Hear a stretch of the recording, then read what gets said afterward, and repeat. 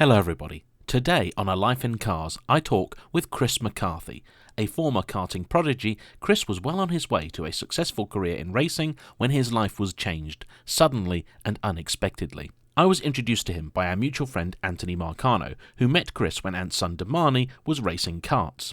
As soon as Antony told me of Chris's story, I knew it was one that had to be shared.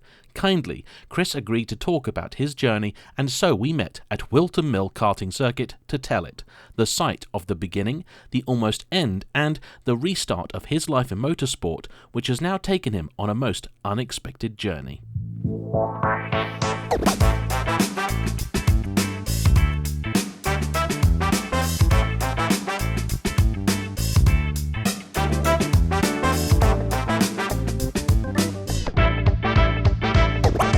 Grew up, I was born in London and I grew up there, I've always lived there, northwest London, and my early interest in sport was actually in football. My dad was a rugby player growing up, as a kid and stuff, he really loved rugby. My sports interests were all really in football. I wanted to be a football player. I then moved, I loved cricket as well, and I did taekwondo for quite a while. But I guess with motorsport, it started when I was about 12 years old. A mate of mine had a go-kart which he used to take down to Rye House, which is quite a famous kart circuit near London because that's where Lewis Hamilton first began his career. And he said to me one day, why don't you come down, there's this great circuit called Revolution Karting in London, it's an outdoor kart circuit, and why don't you come and have a go?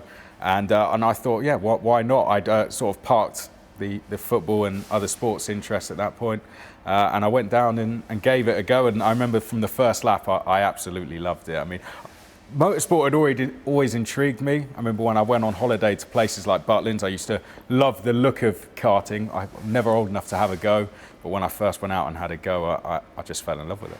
The speed and the noise of it was what I found most exciting, I guess. And when I first went out, it was a really wet day, and when you're in a corporate car, like you would be here at Whilton Mill, you're on slick tyres, and I remember I was really nervous and you had to take it quite easy, but when I felt the speed, I came out the pit lane and the speed pushed me up to 40 miles an hour. I was absolutely blown away, and when I came in I just wanted to keep going out. I mean, the session had ended, but I wanted to keep going, and I went to that corporate kart track for about a year and a half every Sunday. I just absolutely fell in love with it, and from that point I was doing my research into how I could take this further, because I really wanted to. I mean, my parents were always very supportive of really whatever I wanted to do. And like I said, my dad took me to this kart circuit. It was on a wet Sunday morning. And then after that, they did a really good session. It was like £15 for an hour and a half for kids to go and do this karting. And they would do a bit of tuition while you were there, and a format where you'd end up doing some kind of heats and a final type thing. And my dad wouldn't just take me. In the end, he was taking me and friends, and took a few of us. And then I looked online and saw they were doing this race at Rye House, and I said to my dad, can we go there? And my dad took me down there. We spoke to some teams, and a team called LT Motorsport. Lee Torrey, this guy's name was. He was the guy who we decided that, when we spoke to him, he told us that, we can get you into racing properly. And he took us up here at the end of 2007 here at Whilton Mill for a test day. And my dad was very supportive. I mean, he bought me a kart, engine, everything, and so we did it properly. Bought me all the kit that we needed, and we tested in 2007 and began racing in 2008. And my dad was my mechanic as well, so he was incredibly supportive of it. So I was 13 years old. It was at the start of 2008 here at Whilton Mill in January. I remember it very well. It was in Mini-Max, so the Rotax classes, and Mini-Max was for about 12 to 14-year-olds. I remember going out the first race as a novice, which means you have to start at the back of the field. And I think we finished 16th out of 30 drivers, and we won the novice trophy, which was always our goal. For the first 6 races you do, you have to be a novice. I remember doing that, and it was absolutely amazing. We just absolutely fell in love with it, and from that point we'd spend our Sundays watching Formula One and all the support classes as well. We really enjoyed it. So we raced about twice a month, twice or three times. So we took on the Whilton Mill Kart Club Championship and the Shennington Kart Racing Club Championship. Shennington's a track about an hour or so from here. A very fast circuit. It's like the Monza of karting here in the UK. Incredibly fast corners, which lead into really tight hairpins. So we took on those two championships, and the goal was, to be the top novice or try and get in the top 5, and we did a full season of that, and we did the odd race at a track called Bolton, which was a really good circuit as well. Shortly after I started racing, my brother really liked it as well, so he began racing as well. So yeah, it was absolutely amazing doing that first season. I think we finished 4th in the championship here and 3rd in the championship at Shennington. So it was a really good start to the season. So after that, we decided we want to take this a step further and go and race in national series. Right from the start, I guess I was thinking, I really want to, do this as a career. Like I said, I fell in love with the sport. Not just that, the junior categories, GP2 and GP3, which are now called Formula 2 and Formula 3. I absolutely love those. And my dad used to take me to loads of races. We went to watch a championship called A1GP, which was at Brands Hatch. We went to watch World Series by Renault at Silverstone. It was free tickets to go to that. The World Series by Renault, I really enjoyed those, but I loved watching the Formula Renault Euro Cup, which is now called Formula Regional. There was like 40 drivers out there, and you could tell they were all about 18, 19 years old. And I just loved watching those, and I loved trying to pick a driver in the middle of the field and say, I think he's going to make a good few places here. We used to go and watch British touring cars at Brands Hatch as well. I used to love watching the Formula Fords in particular. They were absolutely fantastic. And we used to watch DTM as well. So my dad would take me to loads of different places. I remember going to get a signature from Nick Tandy and stuff like that. It was, really, really cool. So my dad would always take us to all these events. And after the first year was complete, my team boss, Lee, said, look, we need to take this to a national series. Now there's you have the British Championships, which was known then as Super One. But there was a new championship that was just starting or restarting called Formula Kart Stars. This was run by a woman called Caroline Hoy, and it was supported by Lewis Hamilton as well. We decided to enter that in the junior Rotax class, which is now slightly higher power engines than Minimax, older drivers as well, 13 to 17-year-olds. So we were going in fairly young age into this, and we decided that we were going to give that one a go. It was televised quite well on Sky Sports. And the tracks it went to were really great, and it also went abroad. It did a round in Belgium, and the team said, "Look, let's give this one a go." And there were 56 drivers entered into the junior Rotax class, and I remember being incredibly nervous going for the first round at a track called Bolton, where we'd raced a bit already in club races, and it was just, I was completely blown away, overwhelmed by it all, but so excited to get started. And some familiar names were in that championship as well. In the cadet class was a driver called Lando Norris. I remember seeing him coming from the C final to the A final. He was about that high at the time. And a driver called George Russell and Alex Albon were also racing in Minimax and KF3. So they were racing in kind of different categories, different because they were different ages to me. It was a very, very popular championship. Junior Rotax, I guess, somewhere between 60 to 70 miles per hour when you're at top speed. When you're here going into turn one, I'd say in a junior Rotax you're probably in the 60s. In a senior, you're going 70, 75 into turn one here at Whilton Mill. So the grip you have is a big difference to if you say go to a corporate kart. It's when you put brand new tyres on these things, they go very quick through corners. The mechanics of the karts I never really knew a huge amount about, but I loved doing driver coaching as well. And I started getting into it at a track called Bolton where my brother raced, and I really loved going there and helping the drivers out. And there's a class called 177 Masters, it was called, which was for drivers over the age of 35. And there were 3 drivers that used to go there. They were all just friends. And at Bolton, you had the assembly area, the dummy grid, where you sort of leave to go onto the track at one end of the paddock, and then you came into the pits at this end of the paddock. Now these guys were all mechanicking themselves, and they had to put their cart on a trolley to push it around. So they had a bit of a problem from getting the trolley from there to there. So I set up my own little business with these guys, and they paid me 20 quid for the weekend, and I'd push their trolley from that end to that end, and do a bit of driver coaching for them at the same time. And I absolutely loved it.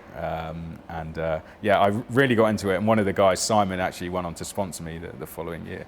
My parents were able to fund it for the first couple of seasons, and then we had a family member pass away, and they left us some money, and they said, you know, go and support the racing, because we got to, I think it was 2010, and my brother then wanted to do the British Championships as well, and it was a case of, you know, you've had your go at the British Championships, now let's let your brother have a go. But then we got this money left to us, and that man Simon also agreed to sponsor me. And through that, we were able to keep going and keep us both going. But yeah, it is very expensive. I mean, in the end, my brother had to agree to stop because he could see I was taking it just a little bit more seriously than he was. Because it got to a stage where supporting two people, we just couldn't afford anymore. So, you know, my parents have, you know, normal jobs. My mum's a teaching assistant. My dad's a builder, you know, for himself. So yeah, it was a thing that was quite hard to fund for them. Skipping 2009 was our kind of development year, and 2010 was our we re-entered Formula Kart Stars again, and we had a year of experience going to tracks. We went to tracks in Cumbria, a track called Rowra, Glannygores, which is in the north of Wales, Genk in Belgium, which was my favourite track of all of them. It was a really great circuit. It's a place that's held the FIA World Championships a couple of times. And that was probably where our highlight was, actually. We went there and missed out on a podium, you know, just about. We finished in 4th place. We finished 4th on the Saturday, I remember. They did a sort of 2 rounds there, a double header. So we had a round on Saturday and a round on Sunday. And on Saturday we finished 4th, and we thought, this is brilliant. And then Sunday I went and qualified 3rd for the final. And I remember it so clearly. I sat there, I thought, we can get a podium here. And then in came the rain. Absolutely poured down, and yeah, we ended up in a bit of an incident that day, unfortunately. But we managed to finish in the top 10 of the British Championships. We were in a battle for 5th place going into the last round at a track called Ella Park, and we got into 2nd place in the last race of the season. A driver called Jess Hawkins was leaving, who's now part of Aston Martin, and she came out a corner, I think it was on lap 4, hit a cone, which was about that big, and it came over my shoulder, and it split my axle in half, basically. And then that meant we dropped from kind of 6th in the championship to 10th, which was a bit of a shame. But we got a top 10, which meant you could run we were a seeded driver in the country then. We were the number 10 seed in the country. So that was something I was very proud of. And we also won the club championship here as well, which was fantastic.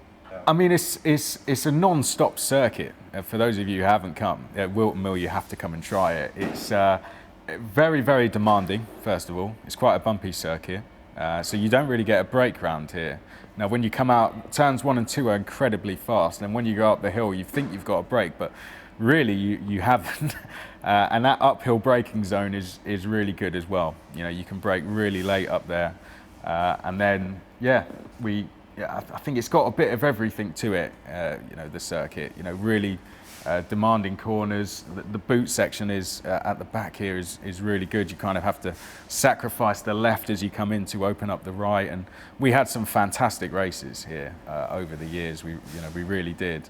When we won the championship, we had some really brilliant races. And I remember learning, this is kind of where I learned everything. And I'd say to any driver starting out, this is the best place to come and learn your craft, really, because it's got everything to it. And that's why they had, I think, over 300 drivers here for their first round this season.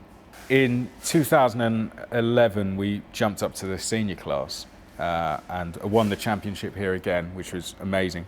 And I also got taken on to the MSA Motorsport UK Academy. I was a selected driver for that.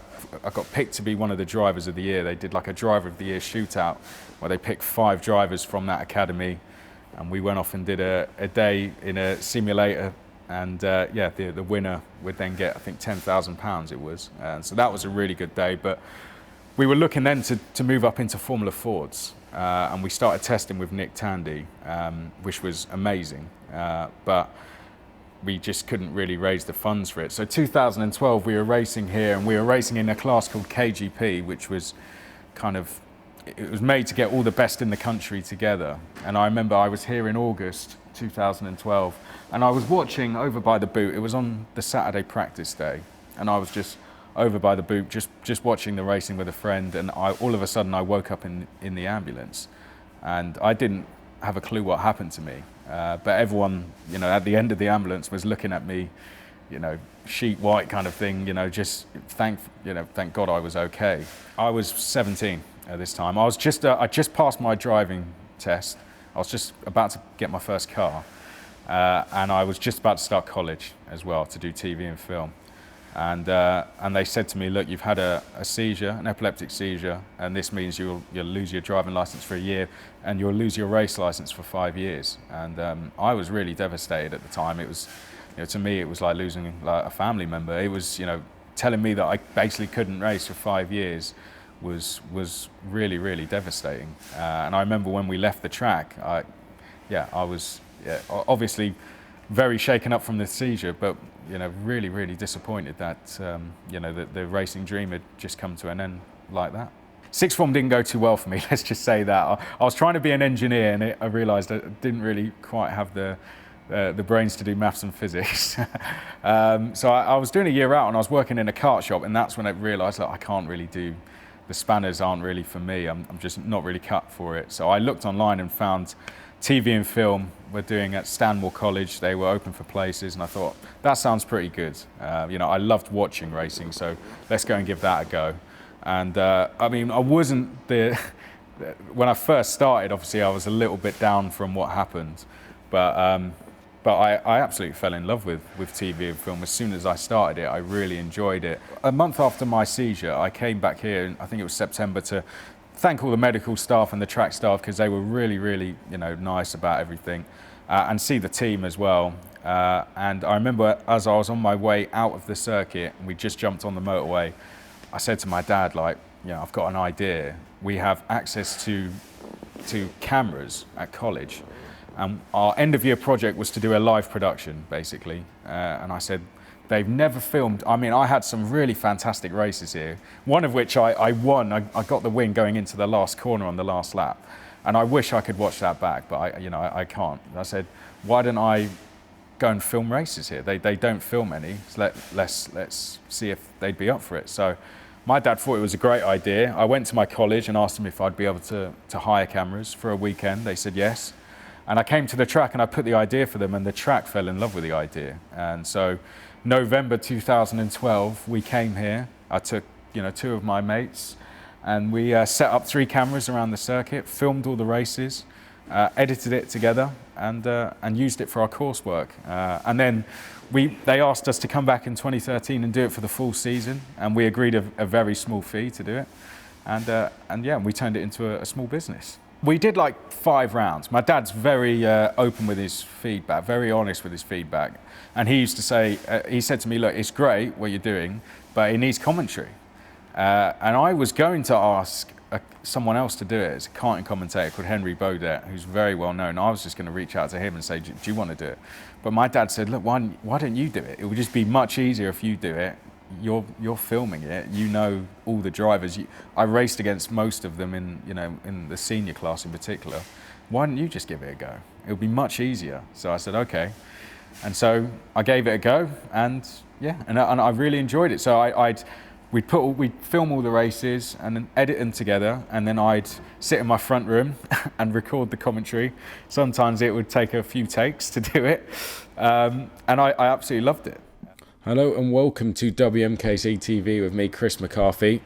The final, nearly said the final there, sorry. The final race of the day, that's better. Final race of the day is the Senior Max and Senior X30.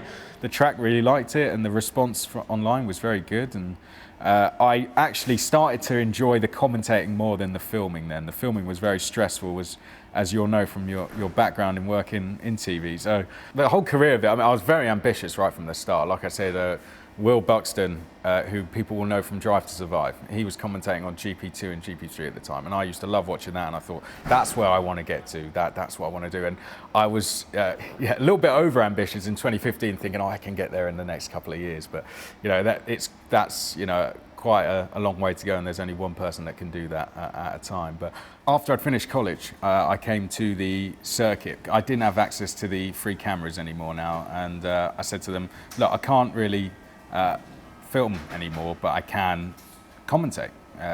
They didn't have a commentator here at the circuit, doing stuff on the PA. I said, why not just commentate on the PA system, and then everyone around the track can hear me. And that was what I wanted to do. It weren't the filming side, it was more the commentary side I wanted to keep pursuing in racing. So I decided to pitch that to them, and for a very small fee, and they said yes. So they invited me down to be the club commentator. Yeah, so it was just 2 cabins, and you come into the cabin and I'd be the first person you'd see, and then in the other side would be the timing people and race control. So anyone that had to get to race control would have to walk by me. So there was a lot of passing back and forward, people opening the door, sometimes very frustrated people opening the door because they'd been called to the stewards, or opening the wrong door. So yeah, it was a little bit of an interesting setup, but as you can see now, they've this is one of the biggest, if not the biggest clubs in the country, and they've progressed a lot now. The first live commentary I ever did was here at Whilton Mill. I don't know if they heard me though, because they were having big technical challenges with the PA system. They hadn't had a club commentator before. So I don't know if anyone was actually hearing me, to be honest. But I kept going just because it was great practice, and I wanted them, I guess the people in race control next door to me could hear me. But the organisers from Trent Valley Kart Club happened to be here. Now they organise a massive meeting called the Kart Masters British Kart Grand Prix, where you fight for this thing called the GP plate. Huge meeting which started in 1996, where Lewis Hamilton won it, and they didn't have a commentator that year. Their commentator was stuck in another country, and so they said last minute, can you come and do Kart Masters next week? And I said, yeah, I'll give it a go. They said it's going to be live streamed. They said, have you done this before? And I lied and said yes, which was a complete lie. And I remember first being given the microphone when I got to the circuit on the Friday. This was 3 days of racing, commentating from 9 till 6. And they gave me the microphone and said, off you go. And I didn't turn the microphone on for 15 minutes because I was that nervous. But eventually, when I got started, it was really great. It went down really well. People could hear me around the circuit as well as on the live stream, and it seemed to get a really good response. I think that was the first time I was heard by the national paddock, really, and I remember getting some good feedback from people around the circuit. And there was a scrutineer who was part of a European championship called the BNL series, which is like a Belgian national league. And he reached out to me and said, look, these guys need a commentator for the last round of the championship. I've put your name forward for it. He knew about my epilepsy, so you can come over with me in the van. And so he took me to go and do a round of that in Belgium at the end of 2014. And then Formula Kart Stars, which I raced in when I was throughout my junior career, said to me, do you want to come and commentate on Formula Kart Stars, the championship, which was coming back again in 2015, and they said you can commentate on the full series. At the start of 2015, I was at this event called the Autosport International Show, and a contact of mine came up to me and said, look, Karting magazine, which was a very famous magazine which had been going since 1960, they're looking for a writer. I think you'd be perfect for it. And so I had a meeting with the owner, and he took me on to do that. So I was doing writing for Karting magazine, which progressed very quickly. I was doing about 30 pages a month for them. And then I was doing social media work as well. I realized I was quite good at social media, so I was helping some drivers out with their social media because I was doing some of that for the magazine itself. So it kind of made sense that I'd help out some drivers. So I guess I was doing journalistic work, social media work, and then the commentating as well. Yeah, my first TV gig came from Antony Marcano. He'd known a guy called Chris Hartley, very good commentator, and a guy who actually runs his own production company as well, Chris.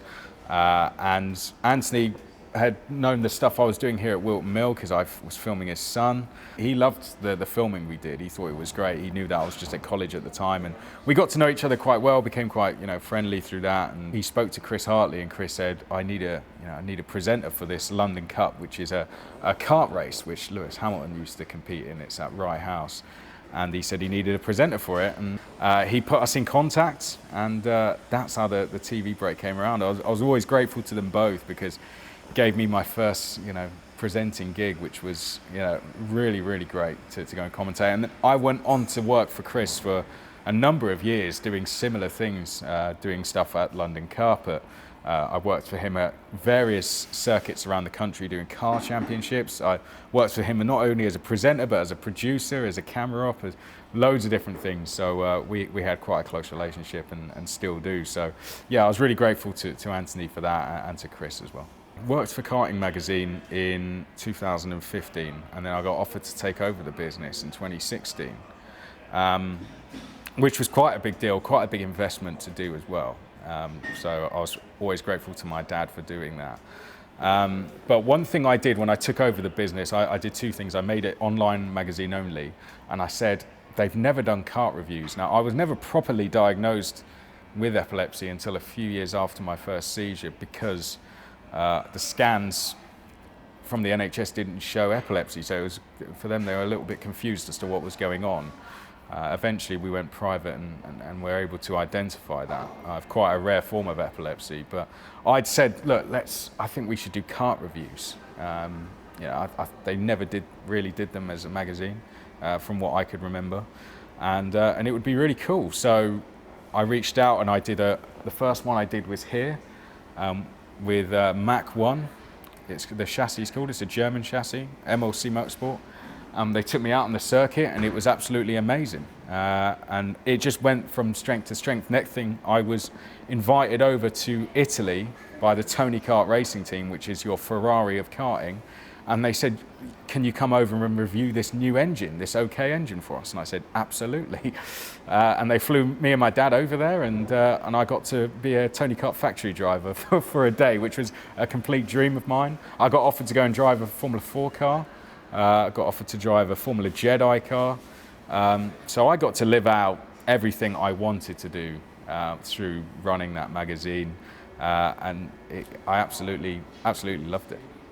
I always looked forward to the weekends of commentating. It was like I wouldn't say an escape from the other stuff, but it really was what I loved getting out of bed for. I absolutely loved it. So if there was ever a way that I could make that full time, it was always my dream. And I loved single-seater racing. Like I said, when I was a kid and I used to go and watch the Formula Fords and the Formula Renault Euro Cup, I absolutely loved those. And my dream was I want to commentate on the F1 feeder series one day. And that was my ultimate goal and something I basically did everything I could do to try and get. I really enjoyed running Karting magazine. It was fantastic experience. But one thing I wasn't very good at was getting advertisers in. I wasn't very good at business, hence why I think it's good that I'm with an agency now. But that was one thing I kind of struggled with. I loved doing the writing, but the business side of it I did not really enjoy and I wasn't that great at. And I took on probably way too much. I was doing it all by myself. I never really took on any staff. And I think that was for someone, I was only 21, 22 when I took the business on. And so for my age, that was quite a lot to take on. And I remember it was in 2017 or 18, I was going on holiday on a cruise, and I decided, I'm going to switch my phone off while I'm away and just enjoy the holiday. Cruises, you don't really get much signal anyway. And I didn't put a response email on my email, so I came back to a huge amount of emails, some ridiculous messages of people thinking I'd gone missing or was dead or something like that. And I was just completely overwhelmed by it. I remember we were at the last stop in Lisbon. I turned my phone on and I had all these emails and I thought, how am I going to get my head around this? I said, right, when I get back, I'll just take it on bit by bit. But I went by 4 weeks and I hadn't really responded to anyone, and I just fell into a depression really. And I think that was because I was very overwhelmed by the amount that I was trying to take on. Eventually, I had to get help from this, and I told everyone, look, this is what has happened, and I never took money from anyone during that time. Anyone that had paid anything, was refunded, and no content went out for sort of 3 months, and everyone was wondering what was going on. And I think that pressure of people sort of coming in, what's going on, just really grew on me, and I suffer with depression and anxiety sort of since, but that I fell into a kind of deep hole of it, and I had to get some help. And in January I opened up about it online, told people that I'd been suffering, and people were really supportive. I got offered to then go and host the British Championship, I think the next weekend after I put that post out, and the guys were incredibly supportive, and 2018 turned out to be a very successful year for me in commentary. And that's when I realised I don't think the magazine's for me. I think it's commentary. 2019 was when I first got that break to go and commentate on single-seaters, and it was at Hockenheim to commentate on Formula Renault Euro Cup, which for me was amazing. They were supporting DTM at the time, and I got a call through. Someone needed cover basically for the weekend. I think they'd gone through a lot of avenues, and all those people were busy. And then they found themselves at my door and said, look, would you like to go and do this? I said yes. And it was 48 hours later, I was on a plane to Hockenheim, and that was it. And I got to go and commentate on Formula Renault Euro Cup. It was the second to last round. Oscar Piastri was fighting for the title at the time. Obviously well known now for being in F1. Victor Martins was another driver there who's Formula 3 champion, and it was one of the best single-seater races I actually ever commentated on. The first one I did there, it was absolutely amazing. Hello everyone, and welcome to Hockenheim for round 9 of the 2019 Formula Renault Euro Cup. Chris McCarthy here to talk you through all the action this afternoon. It is race 1. There's a lot to being a commentator, more than just picking up a microphone. You've got to do a lot of preparation for starters when you go into the weekend. If you're told enough in advance, I'd say a good week or two to get all your notes down, look into the championship, watch back previous rounds or previous seasons if you're starting the championship for the first time. So that's the first goal, get all your notes down. And I think every commentator has their own way of doing their notes as well. I make spotter's guides as well, where I cut out pictures of every car, stick them on paper. My mum helps me do this. She's a teaching assistant, so she does all this stuff at school, and then write all the names for each driver so I can stick that on the wall and pick out drivers very quickly. So that's my way of doing it. I love making spreadsheets as well with statistics on. And then the second part is going and speaking to the drivers. When you get to the paddock, go and speak to the drivers. First thing, make sure you're pronouncing their names correctly. Doing karting and doing stuff like the World Finals, and where there was drivers coming from every part of the world, I got used to doing that. And then you want to get their story as well, because you can only find so much on a page or on their social medias, but once you go and speak to a driver, you really start to find out a bit about them. I remember commentating in Vegas, which was a really cool one as well. I did a race called Rock the Rio, and it's in a car park of the Rio Hotel, and that was absolutely fantastic. Juan Pablo Montoya's son was racing there, and that was just a really unusual setup, but meeting drivers from all parts of the world, I think, is the most interesting part. One of the ones that stuck with me actually is Zane Maloney, who races in Formula 2. He's known as the boy from Barbados, and I commentated on him in karting, and then in Euro Formula Open in 2020, and then again in Formula Regional in 2021. We've kind of followed each other, because then I commentated on him in Formula 3 as well. But I remember meeting him in the airport in 2020, coming back. He had his trophy with him, he'd sort of won the race. It was 2021 actually. After a Formula Regional race, he finished on the podium, and he was sat by himself, and I went and spoke to him, and he said, that he had to always travel by himself. He couldn't take his parents anywhere with him, and I found that quite fascinating. That kid of 16, 17 years old was able to carry the highs and the lows of a season all by himself, basically, with him. And yeah, I imagine that must have been really challenging for him. So for him to come out the other side of that as a Red Bull Junior, which he is now, he made history by getting on the podium, by winning a race and being the first ever driver to have the national anthem of Barbados play out in a Formula 1 paddock. So I think is a very inspirational story. There was a kid called Tommy Smith, Australian, in 2021, and he had to live in a hotel with his girlfriend for the whole year because he wasn't allowed to go home. For the British fans, Oliver Bearman is definitely one of the upcoming ones. He's in Formula 2 at the moment. I remember commentating on him here at Whilton Mill when he was a cadet driver, and he's always been, you know, very relaxed off the circuit. When he gets on the circuit, yeah, very much determined to win. But I think he can handle a lot of pressure, and he's sponsored by Ferrari. I don't know if there hasn't been a British driver with Ferrari for a long time, so that would be quite a good story. Dino Beganovic is another one who just won the Formula Regional title, another Ferrari driver, so he's really one to watch out for. He's Swedish, became the first Swedish champion of that series. The one that everyone talks about is Andrea Kimi Antonelli. He's sponsored by Mercedes, 16 years old, and he's already won 4 single-seater titles. So he might have just turned 17 now, but to have 4 single-seater titles in 2 years is incredibly impressive, and I think he'll be in F1 in the next 5 years, no doubt. The break with Formula One came for me came last year. I was commentating on the Formula Regional European Championship by Alpine in 2021, Frecker it's known as, and I remember doing the season of that, and I believe that they were obviously must have been watching it at the time, and I got an email from them that they wanted to have a meeting at the start of 2022. I was completely blown away by it. I was at my sister's in Essex, and I called my dad. I didn't even reply to the email. I just called my dad and said, "Yeah, Formula One have called me. I can't believe it." And then I had a meeting with them, and they said, "Let's get you in and commentate on Porsche Super Cup at Monaco." And then that led to commentating on Formula 3. I did 3 rounds of it. They asked me to do, and then they asked me to do Formula 2 at Silverstone, which was absolutely amazing. You know, we did it all from Biggin Hill. Their studio is unbelievable. But I was completely blown away by getting that call up. Given that's what I'd watched since 2006, and what inspired me to really do it in the first place, to then get the opportunity to go and do that was, it was something that would stick with me forever.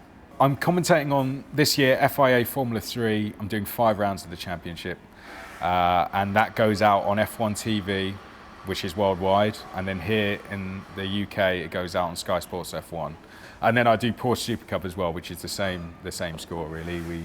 I do 4 rounds of that this year out of the 8, and that goes out on F1 TV and Sky Sports F1. So a lot easier for my dad to watch than it used to be, because he used to have to watch YouTube streams that sometimes gave up on him. But yeah, now he gets to record it and we can watch it back. I got to commentate a round of Formula 2, and for me that's been arguably the highlight, I think the highlight of my career so far. So the goal is really to try and, I'd love to do both championships full time, and then if you're doing those, I guess from there, the goal would be F1, definitely, in the future. You know, there's a few broadcasters that cover it, so once one of those seats opens up, if I can be doing Formula 2 and Formula 3 full time, then hopefully that means I'm the first person they'd look to. But more than anything, I just love watching those series. I'd watch them regardless whether I was commentating on them or not. So getting paid to talk about them, working with fantastic teams and fantastic co-commentators, for me that's definitely the dream. And I'm doing other stuff, like I said, I'm doing this Formula Regional Championship, but ideally my main focus is really to try and secure those championships going forward. I got invited to do Le Mans last year for the first time. So the commentator before that was a gentleman called David Waldron, who had done it since 1988.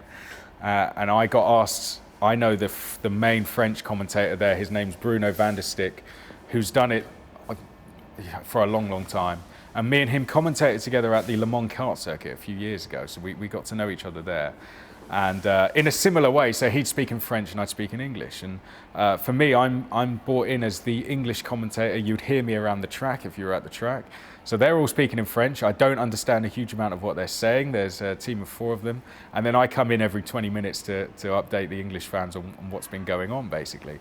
But it was the most challenging job I've ever done, where I arrived there on Tuesday, and we have to do every single support race, and then every practice session qualifying.